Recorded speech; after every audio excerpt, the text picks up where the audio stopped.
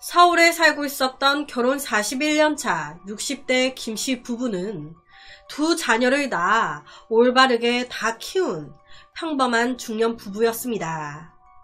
2013년도까진 말이죠. 문제는 2013년도부터 시작됐습니다. 이 남편 김씨가 치매 증상을 보이기 시작한 거예요. 갑자기 나타난 치매는 하루가 다르게 상태가 심해지기 시작했습니다. 급기야 자주 피해 망상에까지 시달리기 시작하는데 이해 안 되겠다 생각한 김씨와 가족들은 2014년도부터 치매 치료를 시작했습니다. 하지만 증상은 완화되긴커녕 더 심해져만 갔어요. 예를 들면 이 남편 김씨가 자꾸 저녁에 잘 때 외투에다가 양말까지 다 신고 자는 거예요. 여보, 왜 이렇게 다 입고 자? 외투라도 벗어. 이 김씨가 잘 때 외투에 양말까지 다 신고 잔 이유는요. 아내가 내 물건을 다 훔쳐가니까. 아내가 자기 잘 때 자기 물건들을 다 훔쳐간다는 망상. 그래서 잘 때 외투까지 다 입고 자는 거예요.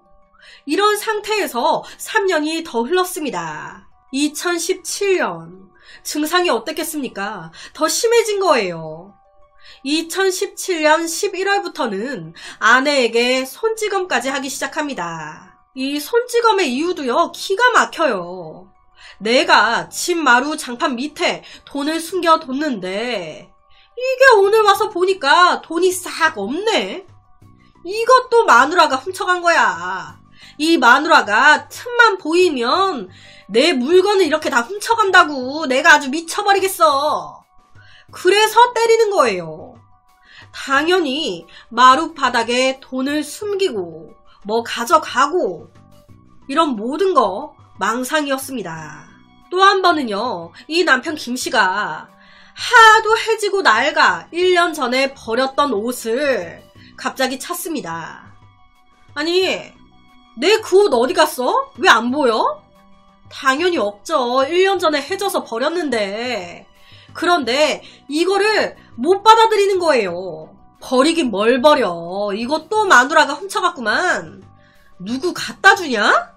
그러면서 또 때리고. 이런 일이 반복되면서 결국 가정폭행으로 경찰에 신고까지 들어가게 됩니다. 그러니까 이 치매 증상이 점점 더 심해지면서 공격적인 치매로 나타나는 거예요. 이렇게 아슬아슬한 생활이 이어졌습니다. 그리고 끝내 2018년 11월 7일 일이 터지고 말았어요. 이 김씨 부부가 살고 있었던 집 근처에 도보로 한 5분 정도 거리에 아들 집이 또 있었나 봐요. 그래서 그날 이 아내분이 아들 집에 손주 봐주러 가 계셨던 거예요. 아들 집에 가서 손주를 막 봐주고 있는데 이때 갑자기 남편 김씨가 들이닥친 겁니다. 손에 흉기를 든 채 말이죠. 아니, 사실요, 이 김씨 치매 증상이 엄청 심해서 밖에 혼자 나가면 어디가 어딘지도 잊어버려서 자기 집도 못 찾아오는 사람이었습니다. 그런데 그날은 무슨 일인 건지 5분 거리에 있는 아들 집을 딱 맞게 찾아온 거예요. 흉기까지 딱 들고.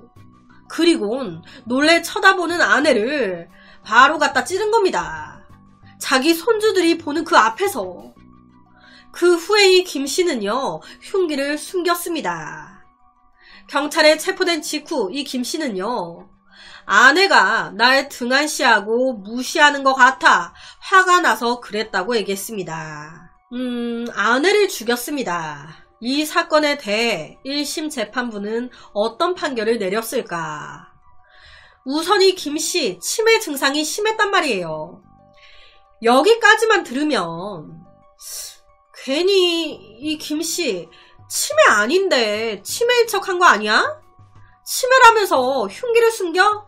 이상한데 라고 생각하실 분들 계실 것 같아요. 1심 재판부 역시도 정확하게 그걸 확인하기 위해서 치매 검사했습니다. 그런데 검사 결과 치료가 불가능한 상태라고 나온 거예요. 그러니까 치매 증상이 굉장히 심하다고. 중증 치매. 중증 치매 환자가 아내를 죽였다. 이에 대해서 1심 재판부는 여러 기록에 나타난 정황을 볼 때 피고인이 정신 능력이 부족한 상황에서 저지른 것은 인정되나 정신 능력이 전혀 없다는 사정은 볼 수 없다. 범행을 마치고 범행 도구를 숨긴 정황으로 볼 때 심신상실에 이르렀다는 주장까지는 받아들일 수 없다. 라며 김 씨에게 징역 5년을 선고했습니다. 그런데 이에 대해서 자식들은 받아들이기가 힘들었어요. 누구보다 아버지 상태를 잘 알고 있었던 자식들. 실제로 이 아버지는요, 재판장에 딱 와서 재판을 진행하는데 원래 이 재판 절차가 피고인이 딱 들어오면 피고인의 생년월일 그리고 주소를 물어본다고 해요. 그래서 이때 피고인 주소 말하세요 물어봤습니다. 그런데 대답을 못하는 거예요. 피고인 생년월일 뭐예요? 점점점. 기억을 못했습니다. 자기가 지금 왜 여기에 있으며 뭐가 뭔지 전혀 알지 못하는 눈치였다고. 당연히 자식들, 아버지의 상태를 누구보다 잘 알고 있었기에 재판장에서 아버지의 상태를 얘기했습니다. 부모님이 지하방에 살고 계셨는데 2018년 폭우가 덮치면서 부모님 집으로 물이 다 들어온 적이 있었습니다. 물이 완전 머리, 목까지 다 차오를 정도로 정말 위험한 상황이었어요. 그런데 저희 아버지 전혀 상황 인지도 못하시고 피하지도 못하시고 가만히 계셨습니다. 어떻게 간신히 구조는 되셨지만 자칫 잘못하면 그날 돌아가실 뻔했어요. 이것뿐만이 아닙니다. 커피를 드시고 나서도 뒤돌아서서 커피가 보이면 마치 처음 드시는 것 마냥 아가 커피 한 잔만 다오 이런 일도 허다 했고, 사건이 일어나기 전에도 엄마가 자기 것을 가져가고 집을 자기 몰래 정리하신다고 자꾸 이야기하셨어요. 그런 생각에 양말도 점퍼도 안 벗고 주무신다고. 저희 아버지는 지금 재판 진행 내용도 잘 모르시고 그냥 예 라고만 하시는 겁니다. 당장의 상황도 뒤돌아서면 잊어버리시는 분인데 어떻게 이런 분이 자신이 저지른 이 모든 일을 기억하겠으며 재판을 받겠습니까? 본인이 무슨 재판을 받고 있는지도 모르십니다. 지금 저희 아버지 재판을 잘 받을 수 있는 그런 상태가 아니십니다. 라고. 실제 구치소에 이 남편 김씨가 수감되어 있는 상태에서 자녀들이 아버지를 보러 면회를 가면 이 김씨가요, 자기 자식들한테 이렇게 말을 했다고 합니다. 너희 엄마는 어디 갔냐고. 너희 엄마는 왜 안 오냐고. 나는 왜 여기 있는 거냐고. 자기가 아내를 죽인 것조차 기억을 못하는 거예요. 어쨌든 김씨는 아내를 살해했습니다. 죄는 용서받을 수 없어요. 하지만 약간 다른 살인과는 다른 딱한 사정이 있는 듯 보입니다. 당시 김씨의 치매는요, 엄청 심한 상태였습니다. 그 심한 상태의 치매가 급기야 이를 저지른 건데, 어쨌든 1심에서 5년이 선고됐습니다. 그런데 가족들은 이게 너무 안타까운 거예요. 그래서 가족들 포함 양쪽 모두 항소를 진행했습니다. 이 가족들 입장에서는 5년 많다 깎아달라 라는 취지에서 항소를 넣은 건 아니고요. 이런 치매 상태에 있는 환자가 이런 재판을 받는다는 게, 이해도 아무것도 기억조차 하지 못하는 이분에게 구속이라는 게, 재판이라는 게 무슨 의미가 있냐라는 거예요. 아버지에게 지금 필요한 건 뭐 구속이나 재판이 아닌 치료하는 거라고. 치료가 어느 정도 진행되고 나서 상태가 호전된 상태에서 재판을 다시 진행한다거나 구속하면 몰라도 지금은 아니다. 항소심 재판부에서 이런 특수성을 다시 고려해서 항소심 판단을 내려달라고.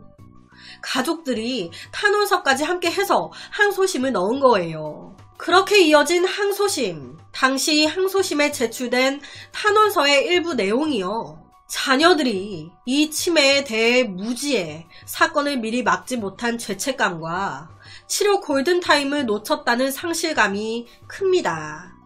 치매가 사회의 악으로 발전되는 걸 막아주세요.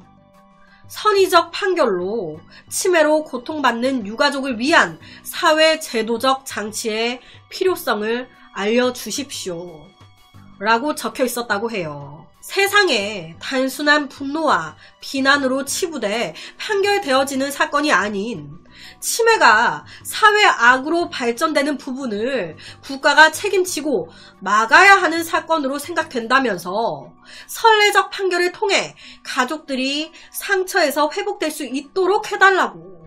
이게 남의 일이 아닌 모두의 일인 거거든요. 당장 저도 늙어서 치매에 걸릴 수 있는 거니까. 이 치매라는 게, 이 지병이 사회의 악이 되면 안 되는 거니까. 제도적 장치를 만들어달라.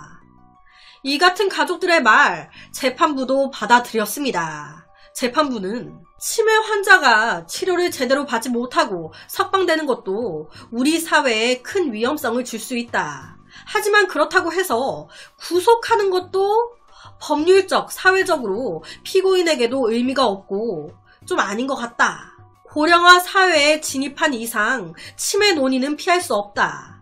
특히 이 사건 피고인과 같은 중증 치매 환자는 가족들이 돌보는데 한계가 있다. 재판부도 국가도 그 책임을 함께 나눠질 필요가 있다고 생각한다. 라며 항소심 재판부는 이 김씨에게 징역 3년에 집행유예 5년을 선고했습니다.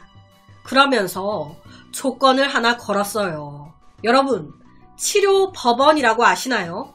치료법원.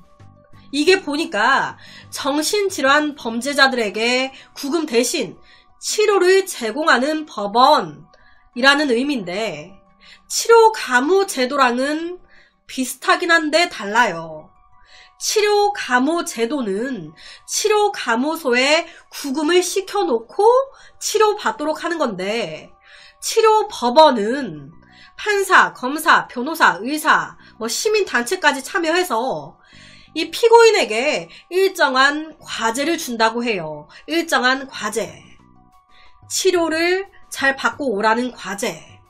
그리고 그 과제를 잘 수행하면 형량을 낮추거나 없애주는 대략 그런 제도라고 해요. 미국에서는 이미 대부분의 주에서 이 치료법원을 진행하고 있다고 합니다. 하지만 우리나라는 치료법원 제도가 정식으로 도입되어 있진 않나 봐요. 그런데 이 사건에서 처음으로 현행법 테두리 내에서 치료법원처럼 한번 운영해 보겠다라고 나선 겁니다. 시범적으로 자녀들이 아버지를 입원시킬 수 있는 병원을 알아와라. 그러면 우리가 입원 치료를 조건으로 보석시켜 주겠다. 재판 구속보다는 치료가 먼저인 것 같다. 치료 한번 해보자. 이겁니다. 직권 보석제도. 재판부는 보석을 해줄 수가 있으니까 우리가 보석시켜 줄 테니 충분한 치료를 받아오면 상황에 따라서 형 선고를 면해주겠다라고 한 거예요. 보통 이렇게 되면 보석 보증금이라는 걸 받게 되는데, 보증금 대신 자녀들이 출석에 대한 보증서, 인증서를 써주면 보석을 허가하겠다고. 그러니까 이 사건을 그래, 형 깎아줄게 혹은 풀어줄게 이런 개념이 아닌 깎아준들, 풀어준들 무슨 소용이 있겠나. 이 사람은 치료가 우선이다 라고 객관적으로 보고 재판 결과를 내린 거예요. 개인적으로 저는 간만에 너무 완벽한 판결 아니었나 라는 생각이 조금 들더라고요. 죄를 용서했다라기보다는 죄는 절대 용서받을 수 없죠. 그런데 객관적으로 이 사람은 치료가 되고 나서 처벌을 받든지 뭔가를 해야지, 지금 이런 상황에서 아무리 처벌을 내려봤자 자기가 무슨 잘못을 했는지도 모르니까 그게 무슨 소용이 있겠나. 재판이 끝나고 입원 치료가 진행됐는데 이 아들분의 말씀에 따르면 아버지가 1분이나 3분 후의 기억까지 잊어버리는 현상들이 있었습니다. 안타까운 건 아버지가 치료적 사법으로 좋은 방향으로 법원이 이끌었지만 이걸 전혀 알지 못하고 계신다는 겁니다. 처음에 입원했을 때는 충동 조절과 공격 장애가 나타났는데 치료를 하면서 증상이 많이 호전됐습니다. 이게요, 법원만 이렇게 나선다고 되는 게 아니에요. 솔직히 아버지를 입원시킬 병원을 찾는 것도 쉽지가 않았습니다. 병원 입장에서 공격성이 높은 환자를 받으려고 하겠습니까? 그럼 이때 국가가 보건복지부나 이런 데서 나서주면 좀 더 수월해지겠죠. 이런 비슷한 사건이 다시 일어나면 안 되는 거니까 좀 더 사회 전체가 진지하게 바라보고 한번 보완해 나가면 좋지 않을까. 그래서 오늘은 2018년도에 벌어진 한 살인 사건을 가지고 왔습니다.